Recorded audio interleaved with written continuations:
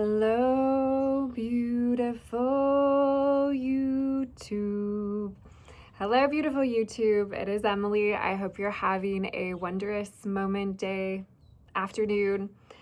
The sun is out today. It's feeling so good here. I'm excited because today we're going to be talking about the heart chakra and the understandings that the heart knows that oftentimes the mind gets confused and forgets. And I want to start with this principle of equality. Our hearts know the principle of equality, that all things are equal in heart, and that anything that has been given a heart, has been given life, is seen as worthy and beautiful in God Source Creator's mind, to give said being heart, to give life. And the heart therefore respects all life because it understands that there is a true intrinsic quality of beingness that the heart, particularly, especially the human heart, no, not particularly, especially the human heart, all hearts are connected through what is life, eternal life. And oftentimes we think that death and life are opposites, but that is not the case. Birth and death are opposites. Life is eternal. Life goes on and on and on. And the heart knows this.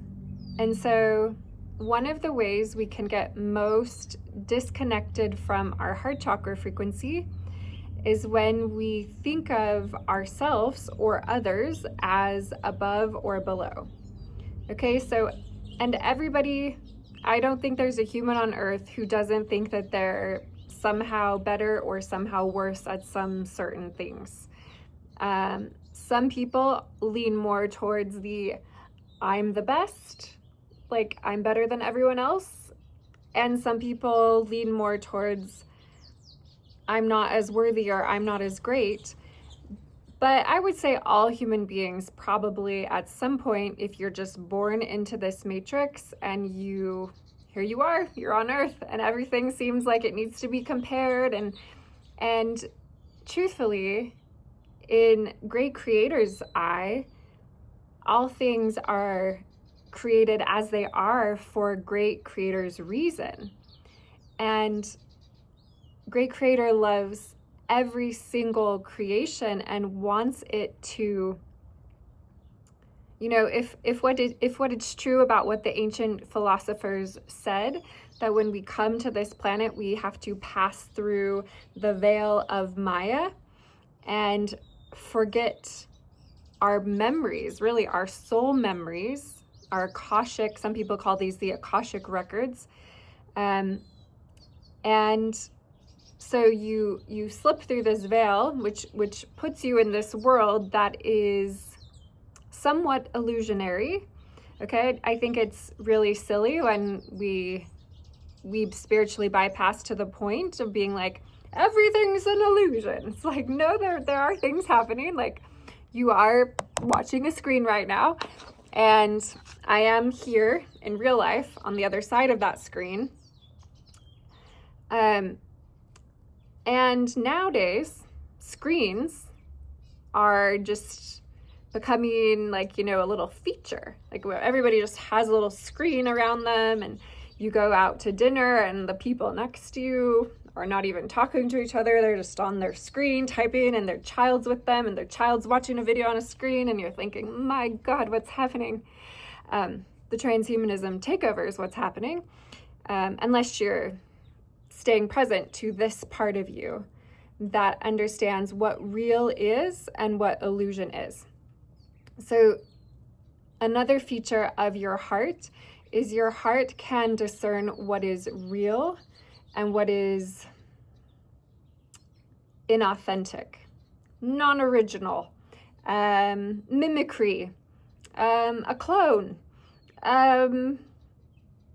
a mask, a all these things, right? All these things that the heart knows when the heart is not being met with heart in return. And so keeping our heart essence alive to what is real, which is the real really does belong to presence.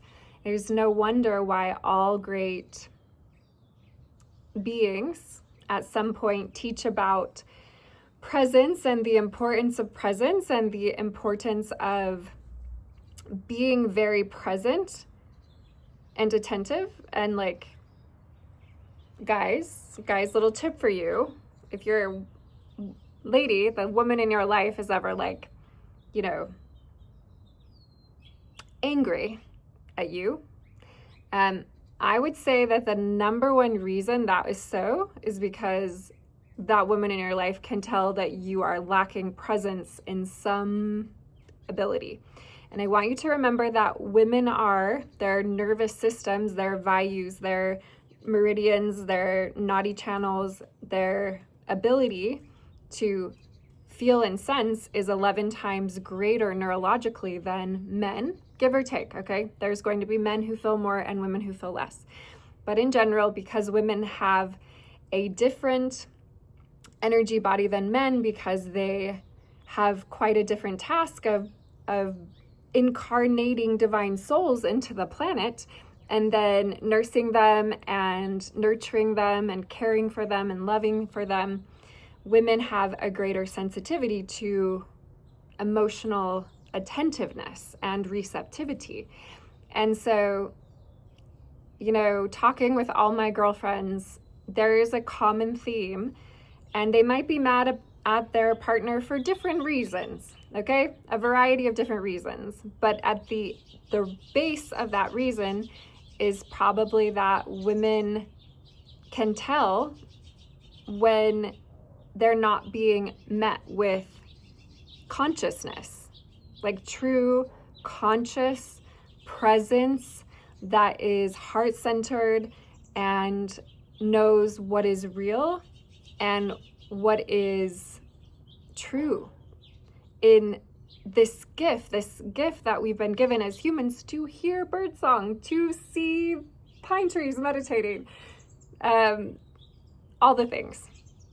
Okay, so the heart is present. The heart knows about equality. And that is why there are so many places, like if somebody wants to wound somebody, okay, they will try to wound their heart chakra, because the heart really is the balancer, okay? The heart is balancing the lower triangle, or the hara, the womb, the root, the solar plexus, and the upper triangle, the throat, the agnya, and the crown, and that connection to one's unique divine self. And this part of us tells us how we're doing on our balance.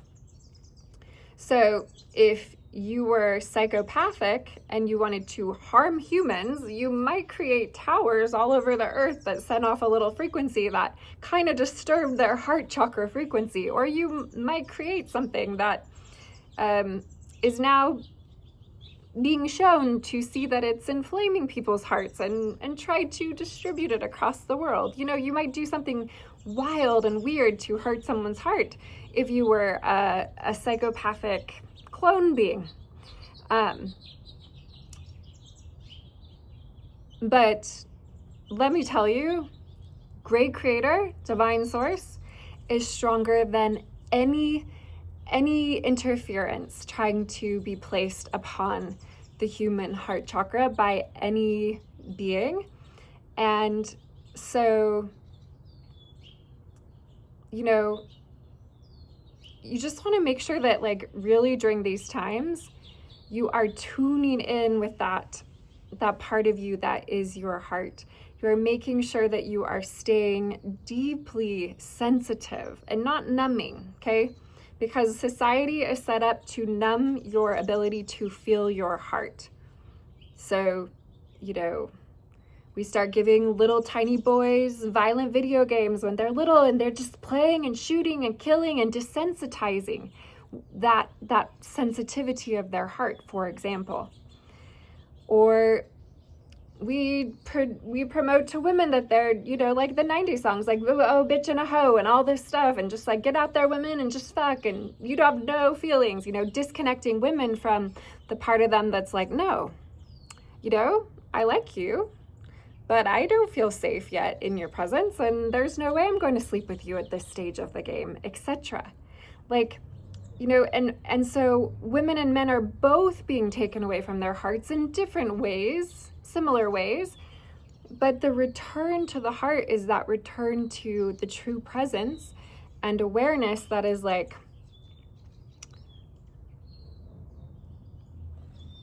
you can trust yourself and your divine connection to that God source that is present here within our being. And we should not let this part of us be numbed. We should not tune this part of us out. We should keep this part of us alive, because this is the part of us that even helps us know when we are winding up in those feelings of being too prideful, or being really super arrogant, or being really ignorant, and not seeing. And ignorance for me is probably the thing that I see most happening, and it's no one's fault. If you're an ignorant person and you're ignorant to this dimension, this reality of being,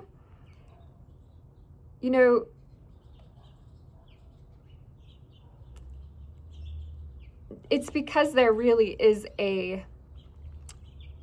I don't necessarily know if I want to call it a war, but in a sense it is a spiritual war on what is humanity. And you have to be more elevated in consciousness. You have to elevate yourself to the place where you are no longer ignorant of that which seeks to control and dominate over you. And it kind of is difficult in this world, because society and the luxuriousness of society, especially this American Luciferian society that just freedom at all expenses, and doesn't actually think about the fact that freedom is not freedom if it goes at the expense of what is truly sacred and holy, like life on this planet. That's not freedom at all. That's called enslavement to a very dark, twisted matrix. And so real freedom, the heart, is what actually does set you free and frees you in the type of freedom that is true liberty. And in the United States of America, we say that God Source Creator protects our birthright freedoms. Okay, our right to life, our right to liberty are two of our main protections that we have as Americans when we are willing to see through the American, distortions, and actually become in our own sovereign power as human beings. Not because we need to go through any type of religious organization outside of ourselves that says like, oh, I'll be here, I'll be holy, and you be there. And if you want to talk to God, you've got to go through me because I'm the person that's going to no. Okay, now of course there are people who are specifically part of their soul incarnation is that God has created them to be mouthpieces for the divine one. But every single person has the ability to connect with God Source Creator through this space if they are willing to purify this space, to purge out those things, to see the parts of themselves that are unloving or that are unfair or unjust or treat other people without respect and without dignity and, going against someone's free will. Like, people do these things to each other on this earth. It's very common that people are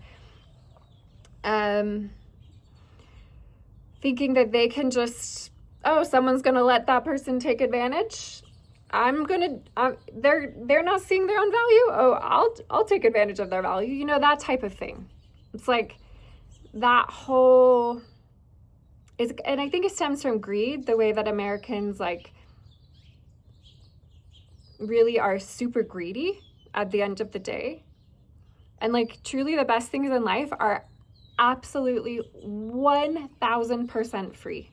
And yes, every single person deserves a living wage and deserves to, you know, have basic needs met. And that's absolutely something that I hope and pray for all of humanity, that no one's struggling for clean water or, you know, doesn't have a place that feels safe, that they can sleep at night. Like basic human needs are essential. But when people are mentally healthy because this is turned on and they're not lost up in their head, but they're actually fully embodied and have a balanced heart chakra that is fully balancing above and below, and they are embodied and like grounded and, you know, alive to the beautiful magia and creativity that is God's source creator and humanity, because human beings are so they are so beautiful, good and true and powerful and peaceful and joyous and loving. They are really just like very special beings. We human beings are very, very special beings. And I wish that more human beings realize the absolute gifts that we have been given when we choose to claim our birthright freedoms and to have that connection to our divine source presence. And spiritual sovereignty is spiritual sovereignty. I mean, and I say this with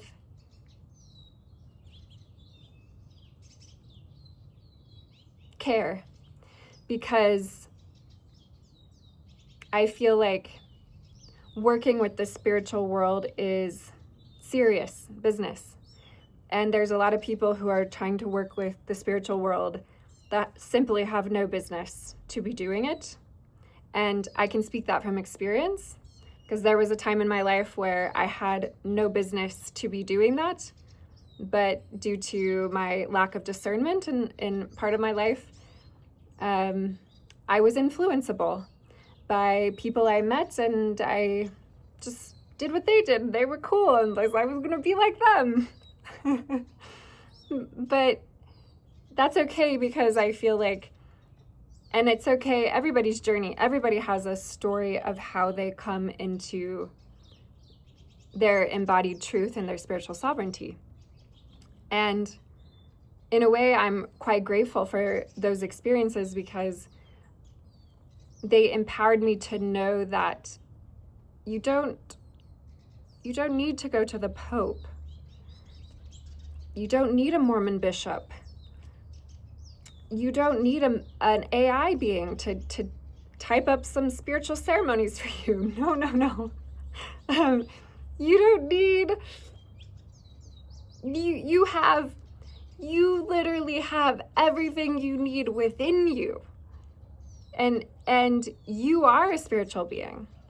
And so your spiritual sovereignty and your spiritual authority and your ability to work with the spiritual plane of life should not be taken lightly, flippantly. And a lot of people, I think, are out of integrity and unethical in the way that they do that. But that just leads to, you know, people figuring out that they either have to come into ethical integrity and purify every distortion. And it is not easy to purify all your distortions in a day and age and time like now, especially in the country of America, where we value entertainment so heavily, where we value greed and money so heavily, where we value silly things like designer handbags that are being made by people who are enslaved. Now that's the kind of stuff that you have to be like, what? You know, what's happening? Like, pierce through all this stuff in yourself, like just see all the muck and be like, oh God. You know, that takes time, and it's painful, because it's painful to sometimes see the way that you are buying into the mind control programs and not being respectful to all beings that are sentient and have a heart, and how you might think that you're superior to so and so and so and so and so and so, right? Or, and most likely, and all the ways you feel like you're inferior to so and so and so and so and so and so and so. And so the rebalancing of realizing, like, oh, I'm an authentic, original being created by God Source Creator. And I have a thing that I can do that no other being can do. And every other being also has a thing that they can do that no other human can do. And every single being has an incredible soul mission. And yet it all works together for good. And it is all for the benefit and well-being of, hopefully, if you are, you know, a being that has heart and has an awakened heart chakra and has flowered that part of you that has allowed for the higher consciousness to dawn, for a new earth that is a peaceful place and a better place where people, you know, understand how ecstatically grateful they should be for whatever is going on in their life. Because I guarantee that right now in your life, that there is someone out there on this planet that would trade you if they could. And of course, I don't think that they should, because I think life is as it is because God Source Creator is that good. But if you have a cell phone, if you have internet connection, you're doing better than some people who are literally living in a hell realm and don't have a cell phone and don't have internet connection. Okay, so like, it starts with this, making this part of you deeply grateful for every single thing you do have. And that is a foundational knowing that allows for you to see yourself as inherently worthy. Because God Source Creator is not, like, as much as there's like programming to try to make you think that God Source Creator is judging you for every little mistake, I assure you there is so much forgiveness being offered to any person who is brave enough to be here on earth at this time and to do that deep inner work of purifying one's being and seeing the ways that people have been trapped through the media entertainment complex, through big ag and poisons and toxins in the food, through, you know, people at the top that are like, oh yeah, we'll just keep all these humans on their little hamster wheel working for us while we're doing all these things. No. You don't have to do that. You could get off their hamster wheel.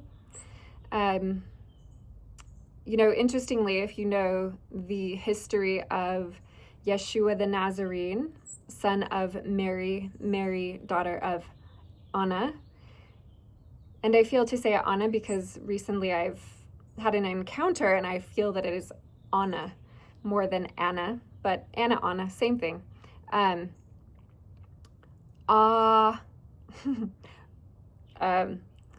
For anybody who knows the sanctity of and or knows Om is really a 3-syllable word.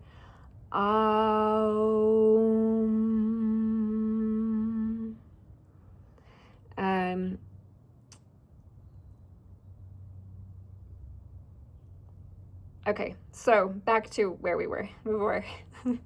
so many doors we could open and travel, but we're going back and we're going to stay here. So Yeshua, if you know the history, it is said that he actually would say to anybody who wanted to join his Nazarene lineage, you want to join? You give me everything you have. Like, this is a community and everything you own is now part of this community. And if you want to be part of this community, then you will invest in that way. And then we will learn. and I will teach you what I know. You know, that kind of like ministry was what he was actually doing historically.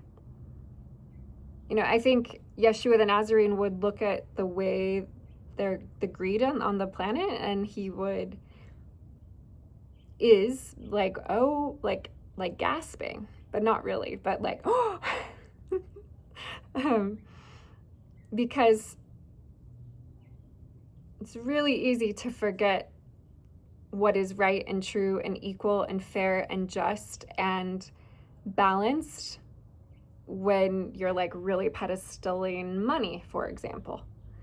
And that is why in his community, everybody was equal. And that is why he taught equality. And that is why he went and hung out with the lepers who had skin disease and was like, oh, I see you as equal to me. And that is why he traveled all over and visited and learned from the Pythagoreans in ancient Greece, the yogis in ancient India, the Egyptians in ancient Egypt, etc., etc.